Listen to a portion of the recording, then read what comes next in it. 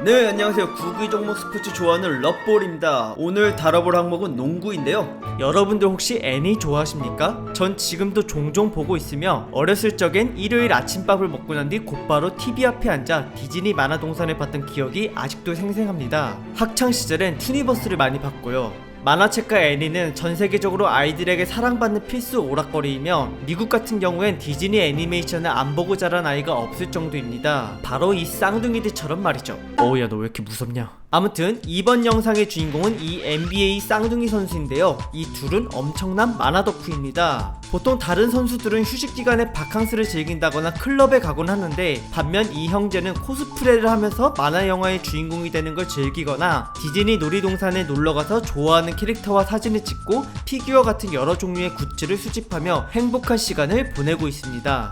30살이지만 만화 앞에서는 순수한 어린아이로 돌아가는 브룩 로페즈, 로빈 로페즈 형제를 소개하도록 하겠습니다. 1988년 영화계의 본고장 할리우드 근처의 도시에서 태어난 로페즈 형제는 어릴 때부터 만화책과 애니메이션에 푹 빠져 살았는데요. 그 이유는 5살 때 이혼 후 혼자 남은 엄마가 쌍둥이 위에 친형 2명까지 포함해 총 4명을 돌봐주느냐고 바빴기 때문입니다. 그래서 그 둘은 매일 학교가 끝난 뒤 외할머니가 운영하는 어린이 도서관으로 놀러가서 남는 시간 동안 책을 읽었고, 그렇게 자연히 애니와 코믹북을 접하면서 빠져들었습니다. 초등학생 때부터 중학생까진 미술, 음악, 체육 등 예체능 쪽에서 많이 활동을 했는데요. 그동안 키가 2m 10cm까지 자라자 고등학생 때부턴 농구선수로 진로를 정했습니다. 얼굴도 똑같고 키와 덩치까지 비슷했던 로페즈 형제는 금세 유명해졌고 실력까지 좋아서 둘 다 미국 전체 고교 선수들 중 상위 30위권 안에 들었습니다. 그리고 운동선수임에도 불구하고 평점 3.7 이상의 우수한 성적을 항상 유지했는데요. 그 원동력은 4명의 아들들을 열성적으로 키워준 엄마를 존경하는 마음에 있었으며, 그녀가 졸업한 명문 스탠포드 대학교로 진학하고 싶었다고 합니다. 원하는 학교에 입학한 로페즈 형제의 콤비 플레이는 대학 1부 리그 경기에서도 빛을 발했는데요. 형 브룩 로페즈는 공격에서, 동생 로빈 로페즈는 리바운드와 블락 같은 수비 쪽에서 두각을 드러내며 서로 든든하게 골밑을 책임졌습니다.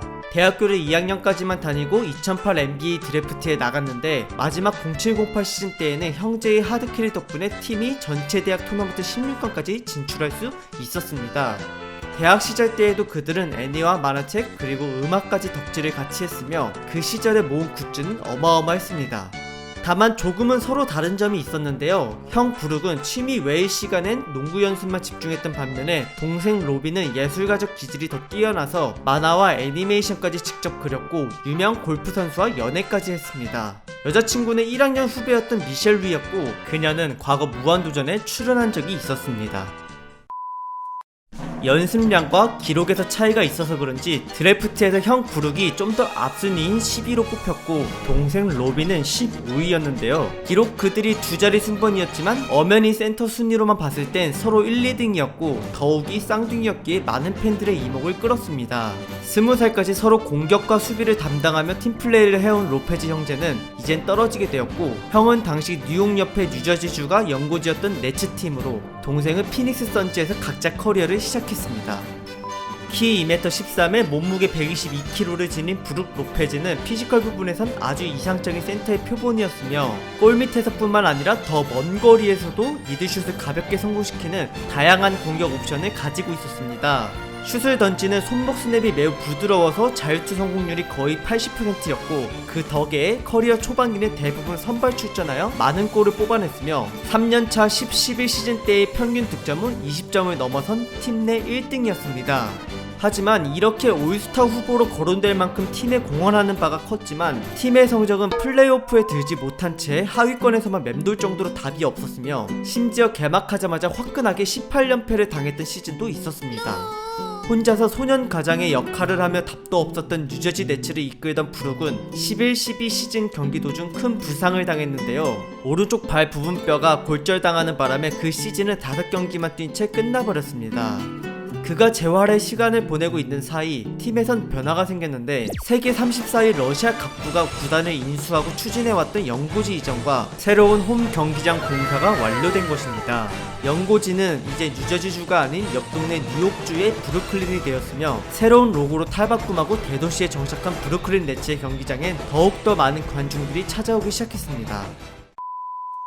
이전보다 나아진 환경에 열광하며 부상에서 복귀한 로페즈는 팀 내 핵심 멤버 역할을 맡으며 최고의 기량을 보여줬는데요. 골밑에서는 화려하고 유연하진 않았지만 둔탁하게 밀더라도 끝까지 집중력을 유지하였고 미드슛 성공 각도가 다양해지면서 사정거리는 3점 라인에 가까울 정도로 길어졌기에 또다시 득점 순위 팀 내 1등으로 올라섰습니다.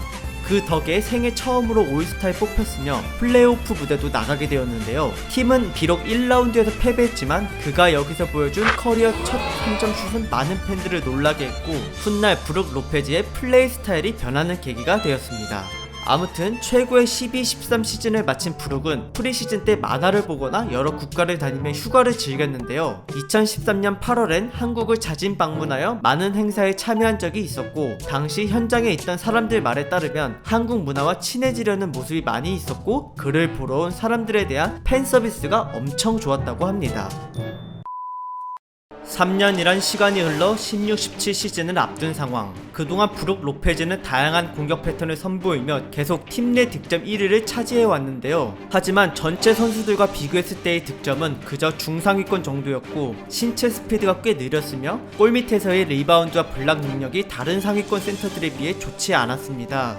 자신의 가치가 점점 떨어지고 있는 상황을 알고 있던 브룩은 변화를 줘야겠다는 결심을 한 뒤 9년차 16-17 시즌에 뛰어들었는데요. 이때부터 갑자기 3점 슛을 마구 쏘기 시작하면서 많은 팬들을 놀라게 했습니다.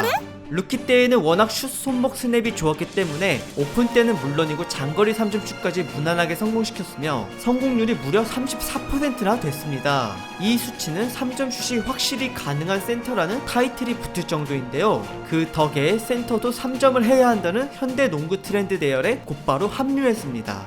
새로운 변화에 성공하며 또 팀 내 득점 1등을 찍고 16-17 시즌을 마쳤지만 팀 성적은 완전 꼴찌로 뭉개졌습니다. 그러자 브루클린 네츠는 새로운 선수 리빌딩을 위해 어쩔 수 없이 브룩을 LA 레이커스로 트레이드 시켰고 9년 동안 혼자서 팀을 위해 헌신한 그에게 감사 인사를 했다고 합니다.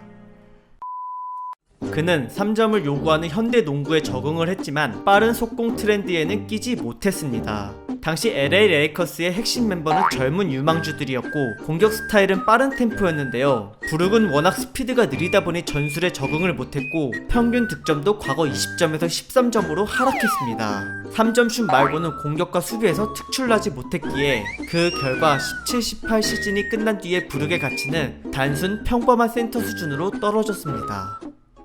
하지만 18-19 시즌 때는 또다시 팀 내 최고의 센터가 되었는데 1년 계약으로 새로 들어간 밀워키 벅스에서 그의 3점 슛이 빛을 발했던 것입니다.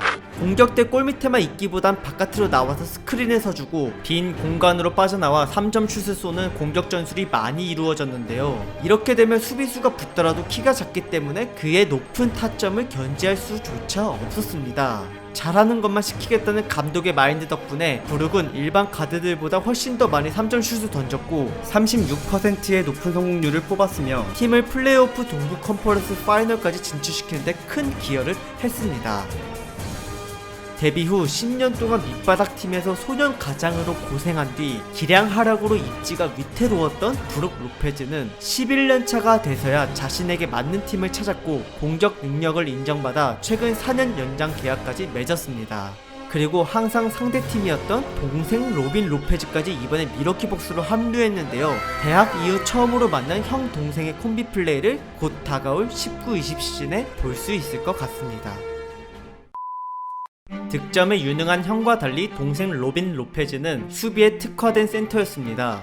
피닉스 선즈에서부터 데뷔를 하여 커리어 11년 동안 뉴올리언스, 포틀랜드, 뉴욕 닉스, 시카고 불스로 옮겨다니며 선수 생활을 해왔는데요. 항상 그는 팀에서 기를 쓰고 주전 경쟁을 하기보단 감독이 지정한 자신의 파트너를 위해 헌신하는 마인드를 가지고 경기에 나섰습니다. 파트너가 슛을 안전하게 쏠 수 있도록 스크린 몸빵을 쉴 새 없이 해줬고, 노골일 때는 리바운드를 하려기보단 상대 선수가 골밑으로 들어오지 못하게 박스아웃에 최우선적으로 집중하여 파트너의 리바운드 기록을 높여주곤 했습니다. 즉 경기를 이기거나 동료를 띄워주기 위해 진흙탕 싸움을 자처하면서 보이지 않는 활약을 해주는 가자미 역할을 늘 해왔던 것입니다.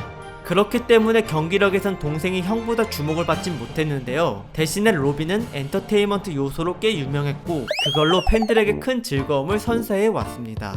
NBA 30개 팀에는 각 고유의 마스코트가 있는데 로빈은 이들 모두의 적이었습니다. 원정 경기 때만 되면 항상 그 팀의 마스코트들과 실갱이를 벌였고 욱하는 성격에 때려 눕히곤 했는데요. 한때 이런 그의 괴롭힘에 서러워했던 동료들을 위해 대표로 눈싸움 결투를 신청했던 독수리 마스코트가 있었는데, 이겼음에도 불구하고 로빈에게 뚜까 맞는 해프닝이 벌어지기도 했습니다.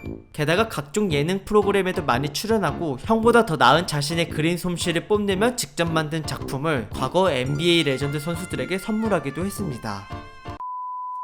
험난한 골밑에서 살아남기 위해 어쩔 수 없이 거칠게 농구를 하고 있지만 이 모두가 삐뚤어진 성격 탓이 아닌 동료와 팀의 승리를 위해서이며, 경기 끝나고 디즈니 캐릭터만 보면 금세 어린아이로 돌아가는 이 동생 로빈이 앞으로 형 브룩 로페즈와 함께 뛰면서 어떤 활약을 펼칠지 정말 기대가 됩니다. 그리고 쌍둥이 형제가 같이 애니메이션 덕후로 취미생활을 한다는 게 엄청 부럽네요. 최근 몇 년간 디즈니 애니가 실사화돼서 영화로 많이 나왔는데 그 누구보다도 가장 먼저 기뻐했을 것 같습니다. 네, 준비한 영상은 여기까지고 시청해주셔서 감사드리며 더 좋은 주제로 돌아오도록 하겠습니다. 재밌게 보셨으면 구독 부탁드릴게요.